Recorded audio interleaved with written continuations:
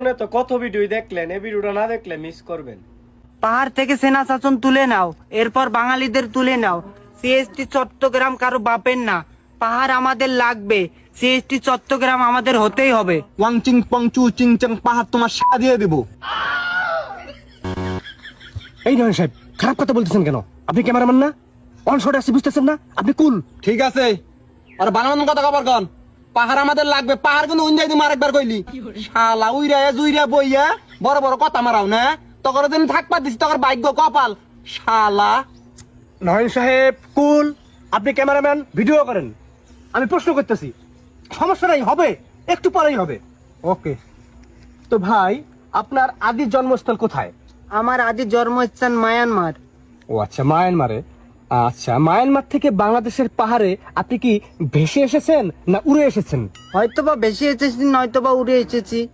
ও আচ্ছা, বুঝতে পারছি। আপনি ভেসে আসেন অথবা উড়ে আসছেন তো? হ্যাঁ আছি। আচ্ছা, বাংলাদেশের পাহাড়ে আপনাদেরকে জায়গা দেওয়া হয়েছে তো? হ্যাঁ হয়েছে। আচ্ছা, বাংলাদেশের সরকার আপনাদেরকে বাংলাদেশের নাগরিকত্ব দিয়েছে তো? হ্যাঁ দিয়েছে। এখন আমার প্রশ্ন হলো, আপনারা উড়ে এসে জুড়ে বসে কোন অধিকারে, কোন ক্ষমতা বলে পাহাড় থেকে বাঙালিদেরকে বিতাড়িত করতে চাচ্ছেন? আমরা বাঙালিদের সাথে বসবাস করতে স্বচ্ছন্দ বোধ করি না। বাঙালিদেরকে আমাদের সহ্য হয় না। বাঙালিরা পাহাড়ি মেয়েদেরকে দেখলেই বলে পাহাড়ি মাল।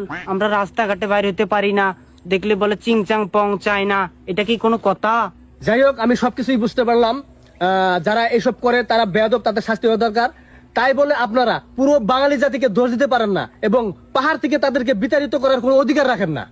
যাই হোক, আমার নেক্সট প্রশ্ন, আপনারা পাহাড় থেকে সেনা শাসন তুলে নিতে বলছেন কেন? সেনা শাসন তুলে নিতে বলছি কারণ আমরা 1 কেজি লবণ কিনতে গেলেও আমাদের সেনাবাহিনীর পারমিশন নিতে হয়। আমাদের নিজের বাড়িতে যেতে হলেও আমাদের পারমিশন নিতে হয়। কেন? সিএসটি চট্টগ্রাম আমাদের। আমরা স্বাধীনতা চাই। পাহাড় থেকে অতি শীঘ্রই সেনা শাসন তুলে নিতে হবে।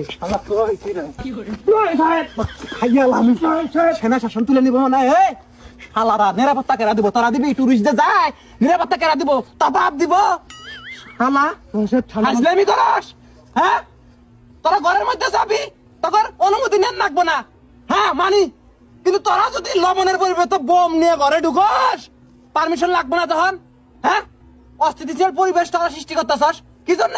উইরে জুইরে বইয়া তেলে জলে খাইতেছ, গাত নাগে না নে, জুম চাষ করস, সার নাগে না, তেল লাগে না, কিছু নাগে না, ফ্রিতে ফ্রিতে আবাদ করস, খাস দাস তোর বিজমছে হাজলামি করস। প্লিজ শালারা, প্লিজ শালা করে আমরা তেলে জলে আদরে আপ্যায়নে রাখছি বাংলাদেশের মধ্যে। এখন তোমরা মাথায় উঠছো, তোমরা আলাদা রাষ্ট্র চাও। নয় সাহেব, দেশের অবস্থা এমনি ভালো না।